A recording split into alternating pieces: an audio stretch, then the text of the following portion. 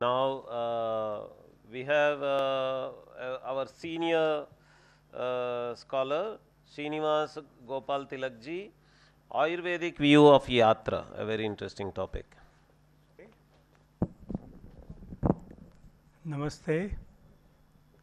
I thank Yatra organizers for inviting me to make this presentation. And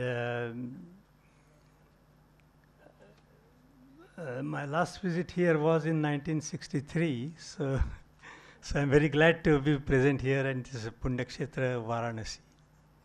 The topic for my paper is Yatra for Swasthya, a perspective from Ayurveda. Now, if we start with a yatra, yatra, the word comes from Sanskrit verb ya, to go, to move around, go around, and so on. So, yatra is journey, movement to a sacred place. And there are 4 or 5 purposes for which people perform yatra: to mark birth or to perform a rite of passage, samskara, as part of fulfillment of a vrata, for penance and atonement, prayaschitta, for dispersing ashes of a departed family member, and also we will suggest for promoting healthy body, mind, and self. So this is a relatively new topic. My beginning of this top presentation was statement in Charaka Samhita, in Adhyaya 11. Charaka says that someone who has recovered from illness should perform gamana. He uses the word gamana, meaning yatra, but it doesn't give any more other details. And even commentators on this particular point do not add much. And I tried to find more information about this topic, but I didn't find that much. So this is a kind of exploratory paper, and I invite you to, by way of comments and questions, and make additions. Then this yatra is performed to go to a tirtha. The tirtha comes from Sanskrit verb through, to cross over a body of water, or also to, in terms of surpass or excel. And one of the definitions of tirtha is that tarati papadikam yasmat, that is where a sacred location from where one can wash away one's sins. Tarati yasmat sthanat, a sacred location from where one can attain a higher world or an ideal. Also, Tirthayatra is necessary for performing Shraddha and other rituals for departed ancestors, for instance, Gaya Kshetra, where we can go and offer tarpan and other rituals for departed ancestors.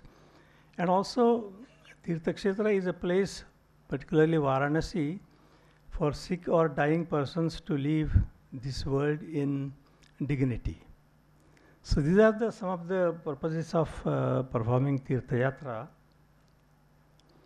Now what I suggest is that this institution of yatra may be understood as a metaphor.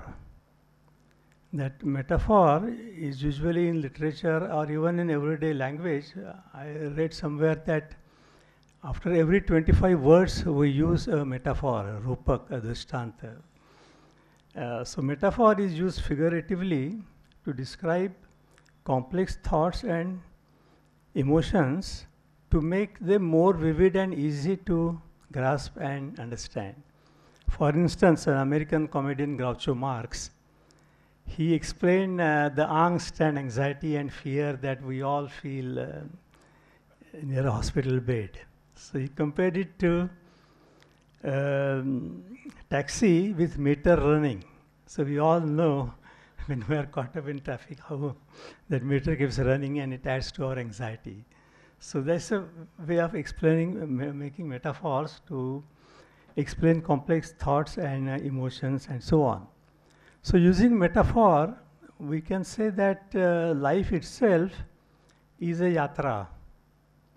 journey from birth to death toward fulfillment of moksha, which is the ideal in the Indian tradition. So metaphor can evoke a new vision of a landscape that for the yatri can overlay a sacred and symbolic meaning upon a physical and material base. So we can say that our lifespan, our jivan, is a form of yatra, and this yatra is performed with the 4 stages of life, 4 ashramas that our traditions, smritis and Puranas, they mention: brahmacharya, grihastha, vanaprastha and sannyas, and 4 pursuits of life, 4 ends or goals of life: dharma, artha, kama and moksha. So yatra may be conceptualized as an arduous trek to the summit or crossing the ocean of samsara, bhavasagar. And that way it may be possible to make better sense of what life is and where we come from and where we go and what is the purpose of life and so on, in terms of jivan yatra. Now Ayurveda is great help in making this jivan yatra successful. That is my statement, that we can use Ayurveda to fulfill what it calls 3 ashanas, 3 desires, which are equivalent to the 4 purusharthas that we discuss about: praneshana, dhaneshana and paralokaishana.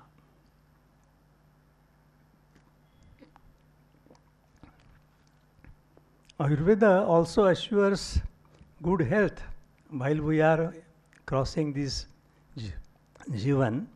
So arogya, Ayurveda maintains arogya, and arogya is defined as aturasya vikara prashaman, curing the sick. Now arogya is a very enigmatic concept according to Ayurveda. Arogya means removing roga, and arogya means that feeling which you remember, recognize only upon feeling sick again. So while we are fit and healthy, we don't recognize, we don't understand, we don't realize that we are healthy and well. Only when we fall sick, we realize that what we have lost. So arogya is very elusive concept, enigmatic, and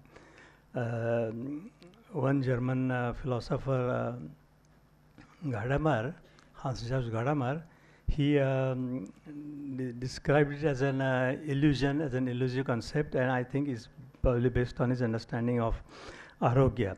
So the purpose of arogya is to balance 3 humors, 3 doshas, kapha, vata and pitta, and managing the 3 rhythm cycles, charyas, 24-hour dinacharya, 28 days masacharya, and 60 days rutucharya or seasonal cycle. And Ayurveda also prescribes swasthavritta, psychosomatic hygiene, to keep oneself healthy in body and mind, and also sadvritta, moral hygiene for a balanced individual. Not only the individual but also family and community. So in that sense, Ayurvedic understanding of health is more comprehensive than our modern Western understanding on which our modern science of health is based.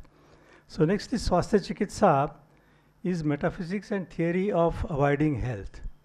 So Swasthya is also used in the yoga tradition.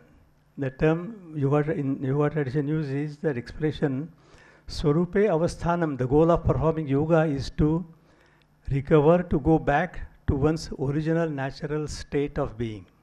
And that is described as Swasthata, which is in Ayurveda Swasthya.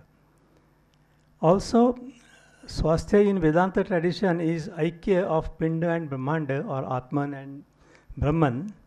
So that also is described as Swasthata by Shankaracharya in the commentary on his Mandukya Upanishad. So Ayurveda, Swasthya Chikitsa involves 3: Yukti Vipashraya, rational application of therapy, which is like our modern medicine, And then Sattva Vijay, which is a psychotherapy, psychosomatic health. And Daiva Vyapashraya, which is difficult to explain and understand, using atonement and other measures to manage effects of past karma. And the speaker on Jain Yoga, Jain Yatra discussed that. So I think there is possibility of collaborating with the Jaina thinkers and develop a better perspective on Swasthya Chikitsa in Ayurveda. So the goal of Ayurveda is from Arogya, which is confined to psychosomatic dimension of human being, to body and mind. But Swasthya also goes beyond that, and it incorporates individual health in a metaphysical way, not only himself but also with community and family. So not only the individual but the whole family and community should be in good health, then it is Swasthya. So Yatra can play a role in formally bringing closure to the illness episode by emotional rehabilitation. So the Daiva Vyapashraya I am suggesting is included to make this Yatra from Arogya to Swasthya, from individual concern with health to more metaphysically based and more based on family and community. So that is the goal of Swasthya, which is more comprehensive. So if you see today, there are all kinds of yatras combined with Arogya, Arogya Shibir, Arogya Dham, Arogya Yatra and so on. So all this started with Dr. Archana Lakshmipati in 1930s in Tamil Nadu, who launched this Arogya Yatra. So making use of Yatra as a metaphor, he started Arogya Yatra as a health pilgrimage at the village level, based on Panchashuddha Pranalika and so on. And then Swasthya Yatra, so the goal is to move from Arogya Yatra to Swasthya Yatra. And that I suggest is where we can have help from Ayurveda and also from Yatra. If we use it as in a metaphorical way, it is possible to incorporate Yatra as well as Ayurveda in order to promote health, not only individual health but also familial and community health. And in that sense it is Swasthya Yatra, and in that sense my paper was a Yatra for Swasthya. I stop here. Thank you.